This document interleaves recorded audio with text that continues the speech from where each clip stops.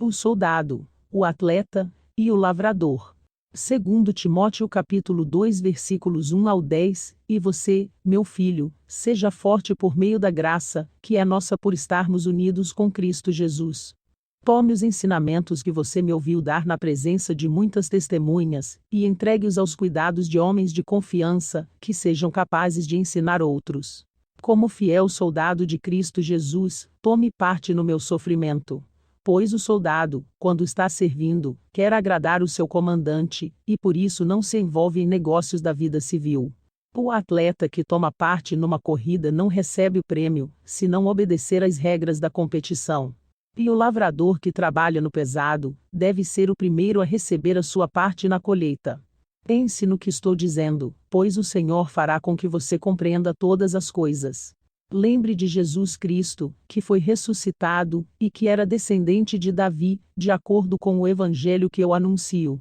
E é por causa disso que eu sofro, e até estou acorrentado, como se fosse um criminoso. Mas a mensagem de Deus não está presa, e por isso suporto tudo com paciência por amor ao povo escolhido de Deus. Faço isso para que eles possam ganhar a salvação que está em Cristo Jesus, e que traz a glória eterna. Paulo é chamado apóstolo dos gentios, porque levou a mensagem de Cristo, sobretudo às populações, nações fora de Israel, aos não-judeus. Naquela época, o Império Romano dominava. Paulo pregava para povos de diferentes religiões, culturas, costumes, hábitos, conhecimento humano e não divino, religiões com doutrinas e tradições humanas, que não vinham de Deus, acreditavam em muitos deuses, construíram diversos templos para seus deuses.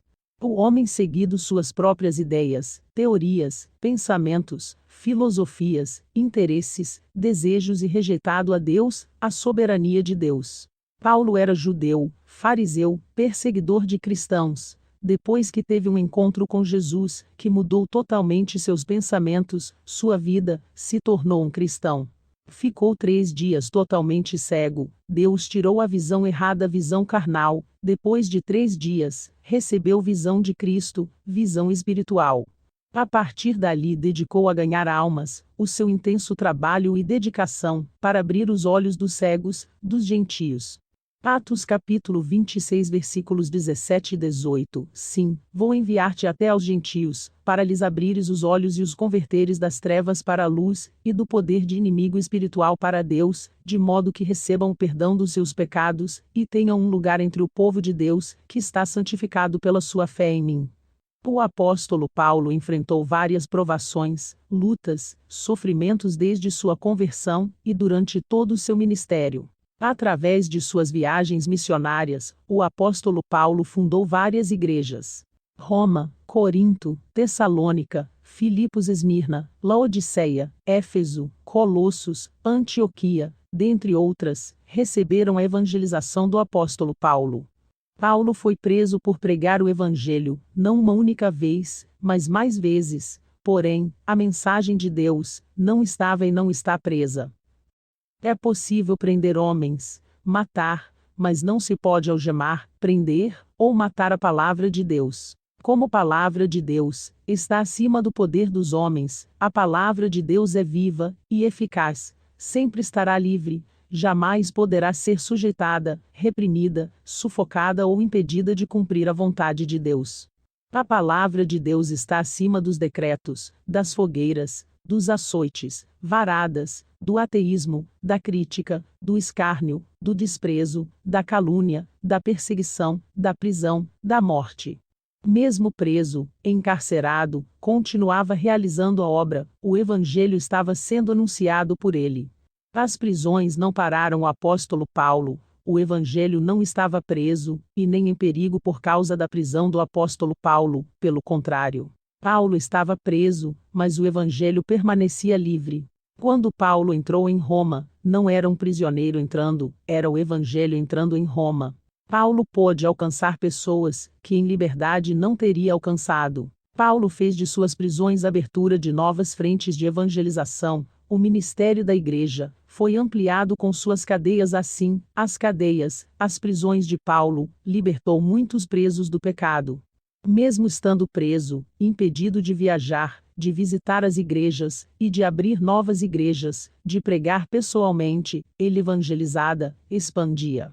Paulo dava bom testemunho, enquanto estava preso, evangelizou os presos, os carcereiros, guardas, líderes religiosos, autoridades. Enquanto estava em outro modelo de prisão, a domiciliar, foi assim que conheceu Onésimo, escravo fugitivo, que foi evangelizado por Paulo, enquanto estava em prisão domiciliar evangelizava com liberdade. Durante os períodos aprisionado, o apóstolo escreveu cartas, epístolas às igrejas, dando suporte aos irmãos na fé. Essas cartas ficaram registradas na Bíblia, onde todo cristão ao ler a Bíblia, pode ser abençoado pelas cartas. Deus é o Senhor da obra, e também dos obreiros. Na Epístola de Timóteo, a carta que o apóstolo Paulo escreveu, enquanto estava preso e acorrentado, por causa do Evangelho, o destinatário da carta era o seu companheiro Timóteo. É provável que a cidade natal de Timóteo fosse Listra. Timóteo foi ensinado as Escrituras Sagradas desde a sua infância. Os líderes nas congregações notaram o progresso contínuo de Timóteo. Cristãos inspirados pelo Espírito Santo profetizaram sobre a vida de Timóteo. É bem provável que Timóteo estivesse ficado assustado com essa grande responsabilidade. 1 Timóteo capítulo 1 versículo 18: Timóteo, meu filho, dou-lhe esta instrução, segundo as profecias já proferidas a seu respeito, para que, seguindo-as, você combata o bom combate. Paulo tinha muito carinho por Timóteo, e lhe dava conselhos e sugestões úteis, como se fosse um pai. Timóteo era como um filho para Paulo, e por um determinado período os dois caminharam juntos.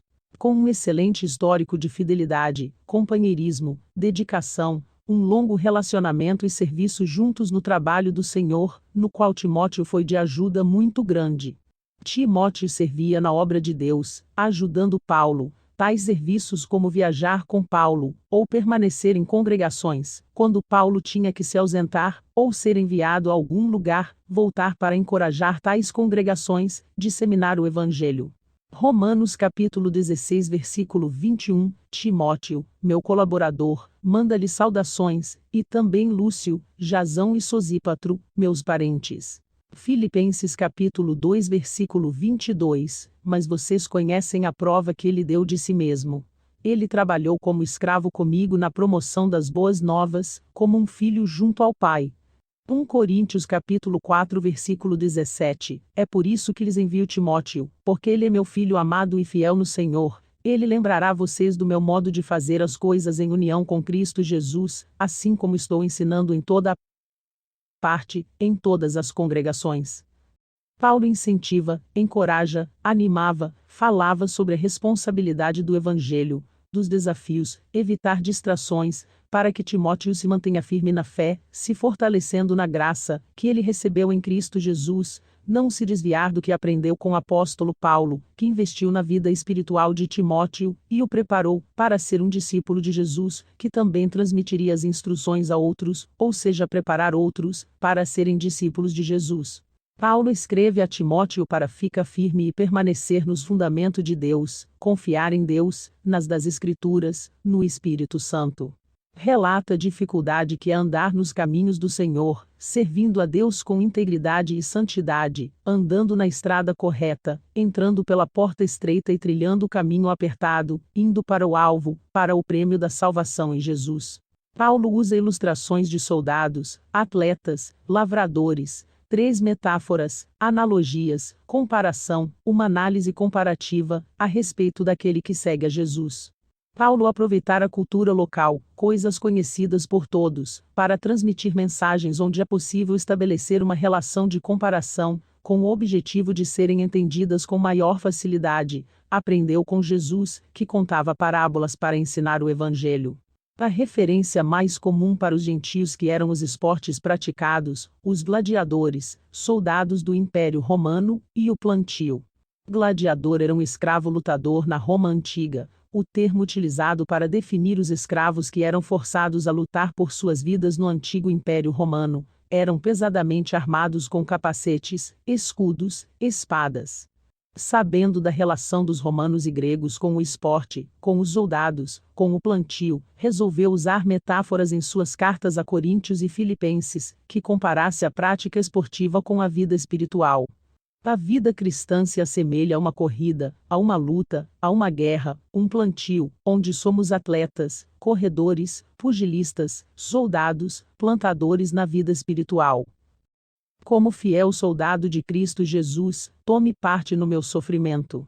Pois o soldado, quando está servindo, quer agradar o seu comandante, e por isso não se envolve em negócios da vida civil. Todos os verdadeiros cristãos podem ser comparados a soldados de um exército envolvidos em guerra espiritual. Soldado aqui se aplica metaforicamente a alguém que suporta adversidade pela causa de Cristo. O soldado passa por sofrimentos na batalha. Cada um pegar a sua cruz e segue a Jesus. Nenhum soldado vai à guerra para agradar a si mesmo, satisfazer suas vontades, está sob um comando, uma autoridade, faz o que o comandante ordena. Nosso comandante, general é Jesus, devemos agradar nosso comandante. Gálatas capítulo 1 versículo 10. Porventura, procuro agora o favor dos homens, ou de Deus? Ou procuro agradar a homens? Se agradasse ainda a homens, não seria servo de Cristo. A vida é frágil, passageira e rápida, não podemos nos apegar a coisas desse mundo, que não nos edificam. Assim devemos escolher travar a luta, a guerra correta. É na luta que se revela que espécie de soldado é. Em uma guerra não podemos nos distrair senão perdemos a guerra. O soldado em combate só tem uma coisa em mente, a batalha na qual está empenhado. Não pode permitir que assuntos menos importantes o distraiam senão ele morre.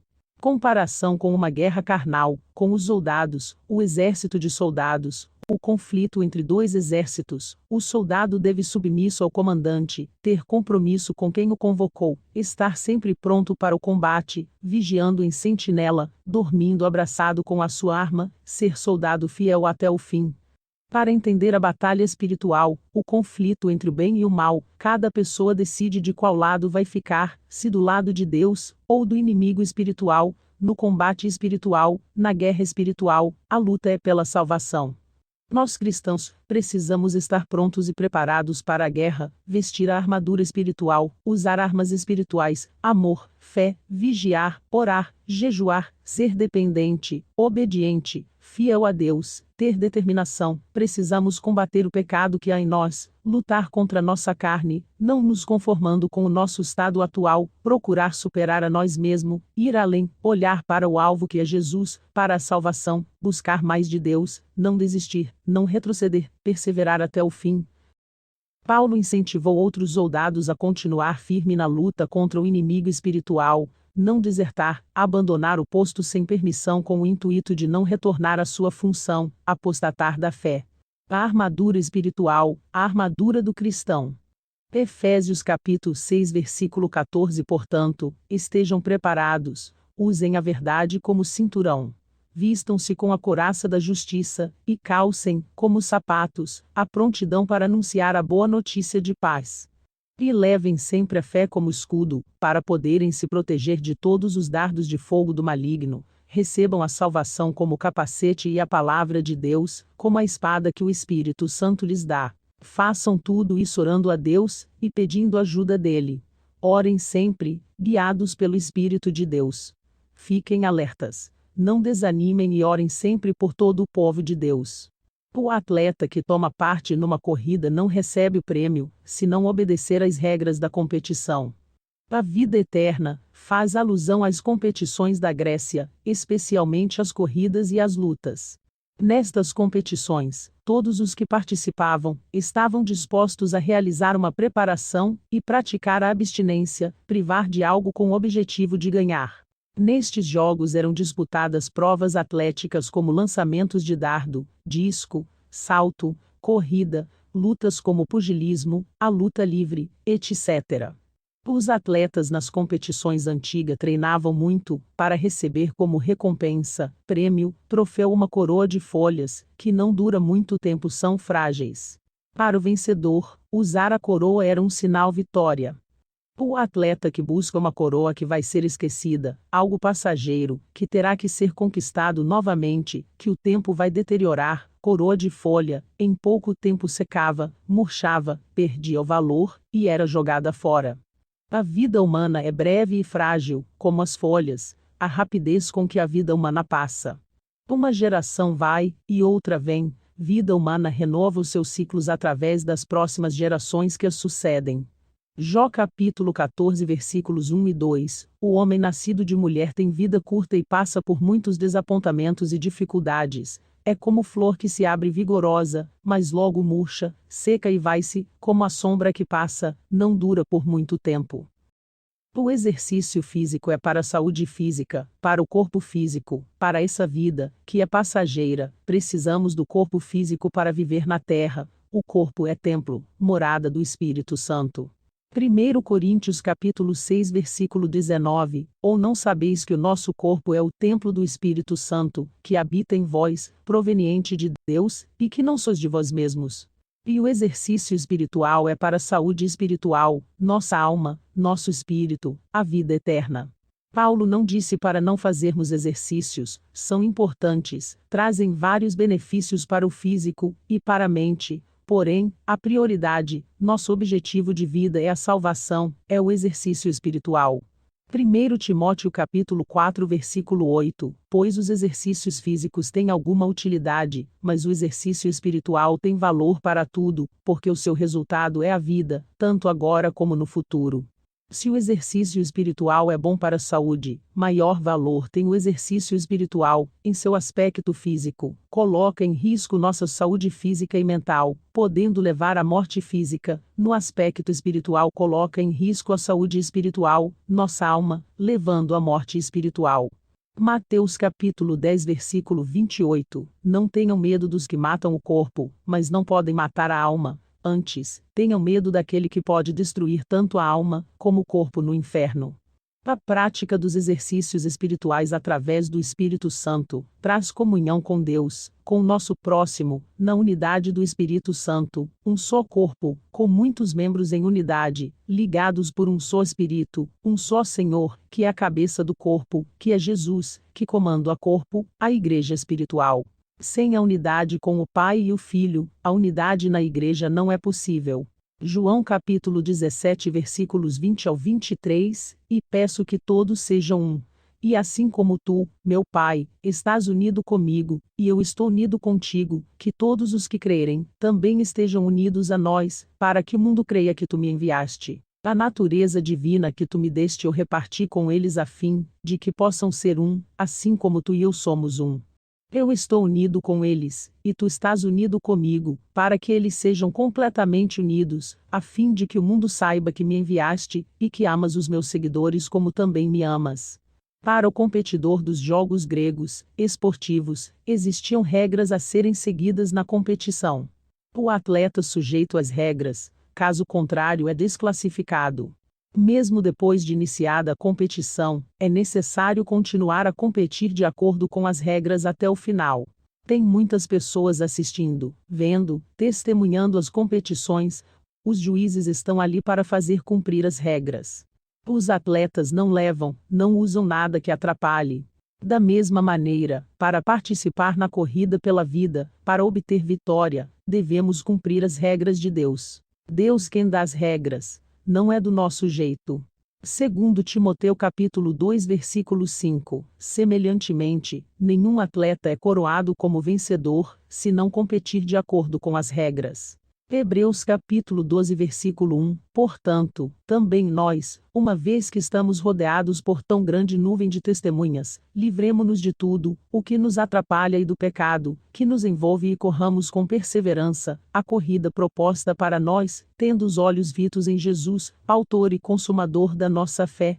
Era necessário preparar com antecedência para competir, com disciplina, superar-se, adquirir resistência, manter os esforços continuamente. Nenhum atleta se prepara para a derrota, igualmente não se prepara na hora da competição, não dá tempo.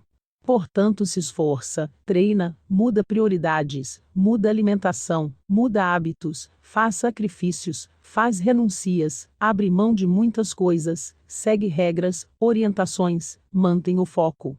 O atleta precisa ter disciplina para treinar diariamente, se preparar para a disputa, cuidar do corpo, da alimentação, descanso, da saúde física e mental. O atleta tem compromisso consigo mesmo para evoluir, precisa superar seu próprio limite, perseverar, ter determinação para conseguir ir além e vencer seus adversários. Os atletas, em muitos momentos, dizem não para seu eu, para seus desejos, para suas vontades, e fazem aquilo que seu treinador manda, pois entende que o treinador quer o melhor para eles e sabe qual o caminho para se chegar à vitória. Todos os que competem nos jogos se submetem a um treinamento para obter a vitória. Quem foi alcançado, transformado pelo Evangelho de Cristo, precisa continuar como cristão em busca do objetivo final, se esforçando, abstendo do pecado, fazer sacrifícios espirituais, renunciar o pecado, mudar as prioridades, hábitos, comportamentos, seguir a Jesus. Apesar de o cristão saber que foi justificado pelo sangue de Jesus, precisa esforçar, renunciar, perseverar. Uma corrida para o prêmio, que é a salvação, tem que ter preparo, esforço, dedicação, renuncias. Cada um precisa se esforçar para alcançar o prêmio. A coroa é a vida eterna, a salvação. Tal como os atletas vencedores recebiam uma coroa, como recompensa de sua vitória nas competições, da mesma forma o cristão receberá uma coroa pela vitória na luta contra o pecado, coroa da vida eterna, de inigualável valor. Apocalipse capítulo 2 versículo 1, aquele que for fiel até o fim, receberá a coroa da vida. 1 Coríntios capítulo 9 versículo 24 ao 27, vocês não sabem que, de todos os que correm no estádio, apenas um ganha o prêmio? Corram de tal modo que alcancem o prêmio. Todos os que competem nos jogos se submetem a um treinamento rigoroso, para obter uma coroa que logo perece, mas nós o fazemos para ganhar uma coroa que dura para sempre. Pois eu assim corro, não como a coisa incerta, assim combato, e não luto como quem esmurra o ar. Antes subjugo o meu corpo, e o reduzo à servidão, para que, pregando aos outros, eu mesmo não venha de alguma maneira ficar reprovado. Corinto foi uma das cidades visitadas pelo apóstolo em suas viagens missionárias, onde estabeleceu uma igreja Corintos, uma cidade da Grécia antiga pagã, adoração de vários deuses, idolatria. Havia, em Corinto, grandes templos a seus deuses. Jogos istmicos eram um conjunto de torneios realizados na antiga Grécia, no istmo de Corinto de 2 em 2 anos, em honra de Posídon. As competições no santuário de Posídon. O lavrador que trabalha no pesado deve ser o primeiro a receber a sua parte na colheita. O lavrador tem compromisso com a colheita que demanda trabalho árduo. Mesmo não tendo certeza se terá uma boa colheita, não impede o lavrador de semear. Precisa preparar a terra para receber a semente, semear, esperar as chuvas, combater as pragas e ervas daninhas, passam por muitas dificuldades com o clima, esperam o tempo certo de colher, e então se esforçar novamente para colher os frutos do seu trabalho. Depende do tempo, da semente, do solo, do clima. A mesma semente, a palavra de Deus, é plantada em tipos de solo diferentes, os resultados também são diferentes. A mesma palavra de Deus pode ser pregada, anunciada, mas os resultados serão diferentes, determinados pelo coração daquele que ouve, que recebe. Quem semeia a palavra de Deus depende do Espírito Santo, de Deus. Devemos semear, independentemente de como ou quando serão colhidos os frutos. Quem dá o crescimento é Deus. Tiago capítulo 5 versículos 7 e 8. Tende, pois, paciência, meus irmãos, até a vinda do Senhor. Vede o lavrador. Ele aguarda o precioso fruto da terra, e tem paciência até receber a chuva do outono, e a da primavera. Tende também vós paciência, e fortalecei os vossos corações, porque a vinda do Senhor está próxima. Marcos capítulo 4 versículos 26 ao 29, Jesus disse: o reino de Deus é como um homem que joga a semente na terra, quer ele esteja acordado, quer esteja dormindo, ela brota e cresce, sem ele saber como isso acontece. é a própria terra, que dá o seu fruto. Primeiro aparece a planta, depois a espiga, e, mais tarde, os grãos que enchem a espiga. Quando as espigas ficam maduras, o homem começa a cortá-las com a foice, pois chegou o tempo da colheita. O agricultor não sabe explicar como esse crescimento ocorre. Ele dorme e acorda, o tempo vai passando, e vai germinando até dar o fruto, até o tempo de colher. Até é possível descrever cientificamente, conhecer as etapas do processo de germinação, porém entender como ocorre esse processo ninguém consegue. A semente que germina e cresce por si mesma exprime a ação de Deus que é soberano, e somente Ele sabe como Ele faz acontecer. É Deus quem dá o crescimento, e isso é um feito exclusivo dele, um mistério para nós. Toda semente germina e toda planta se desenvolve pelo poder de Deus. A obra do semeador é uma obra de fé. Deus faz crescer, florescer, dar fruto. É o processo de nascer espiritual que ocorre quando nós acolhemos a palavra de Deus como semente. Cremos em Jesus que pode nos dar a salvação. A conversão começa a acontecer em nós o processo de germinação e fecundação do reino de Deus. O Evangelho é a semente que fará germinar a fé. A partir daí, Deus dá início a uma obra que a cada dia irá se completando. Paulo reconhece a incapacidade humana nesse processo. 1 Coríntios capítulo 3 versículos 6 ao 9, eu plantei, Apolo regou, mas Deus deu o crescimento por isso. Nem o que planta é alguma coisa, nem o que rega, mas Deus, que dá o crescimento. Ora, o que planta, e o que rega, são um, mas cada um receberá o seu galardão segundo o seu trabalho. Porque nós somos cooperadores de Deus, vós sois lavoura de Deus e edifício de Deus. Para morrermos para o pecado, e nascermos de novo só através de Jesus Cristo. Jesus morreu e ressuscitou, ele é a semente incorruptível, sem pecado. Planta-se a semente, que é a palavra que é viva, plantada nos corações humanos, que frutifica através do Espírito Santo até o amadurecimento, e a colheita. Uma colheita espiritual de pessoas. Começou com Jesus, o semeador da palavra, o Verbo, ou seja, a palavra viva, que se fez carne e habitou entre nós, depois seus 12 discípulos. Os discípulos de Jesus foram aumentando. Ide por todo o mundo, pregai o evangelho a toda criatura, fazei discípulos. Seus discípulos foram aumentando e fazendo discípulos também. Partilhando a palavra de Deus, o reino de Deus se expande, espalha, multiplica. Partilhando Jesus, partilhando a salvação deve alcançar o maior número de pessoas possível. Com esforço e zelo, pela causa do reino de Deus, evangeliza, semeia a palavra de Deus, espalha a palavra de Deus. Esse trabalho dá frutos, colhe frutos, preparando a terra do coração, e semeando a boa semente de Cristo em nossas vidas, e na dos outros, cultivando os frutos do Espírito. 2 Timóteo capítulo 4 versículos 7 e 8, combati o bom combate, completei a carreira, guardei a fé. Já agora a coroa da justiça me está guardada, a qual o Senhor, reto juiz, me dará naquele dia, e não somente a mim, mas também a todos quantos amam a sua vinda. Glórias a Deus, aleluias.